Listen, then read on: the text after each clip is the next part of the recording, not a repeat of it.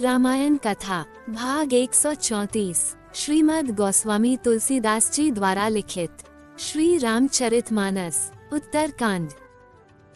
अंगद श्री रघुनाथ जी को विनती करने लगे कि प्रभु मैं आपके घर की नीची से नीची सेवा करूंगा और आपके चरण कमलों में देखकर भवसागर तर जाऊंगा। ऐसा कहकर वे प्रभु के चरणों में गिर पड़े और कहने लगे कि प्रभु कृपा करके अब मुझे न कहिए कि अब तू अपने घर जा। अंगद के वचन सुनकर करुणा की सीमा प्रभु रघुनाथ जी ने अंगद को उठाकर हृदय से लगा लिया और प्रभु के नेत्रों में जल भर आया। तब भगवान ने अपने हृदय की माला और रत्नों के आभूषण उतारकर बाली पुत्र अंगद को पहनाए और बहुत प्रकार से समझाकर अंगद की विदाई की। अंगद जाते समय मुड़ मुड़ कर श्री रघुनाथ जी को देख रहे हैं कि प्रभु मुझे रोक लो। अंगद को लेकर लक्ष्मण जी संग भरत जी और शत्रुघ्न जी सब अंगद को अपने घर पहुंचाने को चले और अत्यंत आदर के साथ सब वानरों को पहुंचाकर भाइयों सहित भरत जी लौट आए। तब हनुमान जी ने सुग्रीव के चरण पकड़कर अनेक प्रकार से विनती की और कहा, हे देव, मैं कुछ दिन रघुनाथ जी की सेवा करके फिर मैं आकर आपके चरणों में दर्शन करूंगा।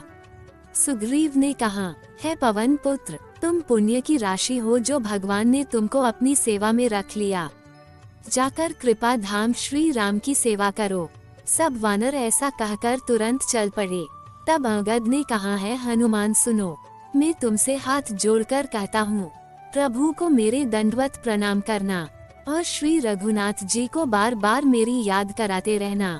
ऐसा कहकर बाली पुत्र अंगद चले। तब हनुमान जी लौट आए और आकार प्रभु से उनका प्रेम वर्णन किया। उसे सुनकर प्रभु प्रेम मगन हो गए। फिर कृपालु श्री राम जी ने निषादराज को बुला लिया और उसे आभूषण वस्त्र प्रसाद में दिए।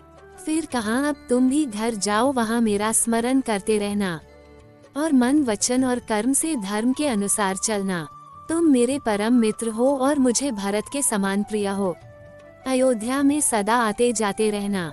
ये वचन सुनते ही निषाद राज को भारी सुख की अनुभूति हुई। उसके नेत्रों में जल भर आया।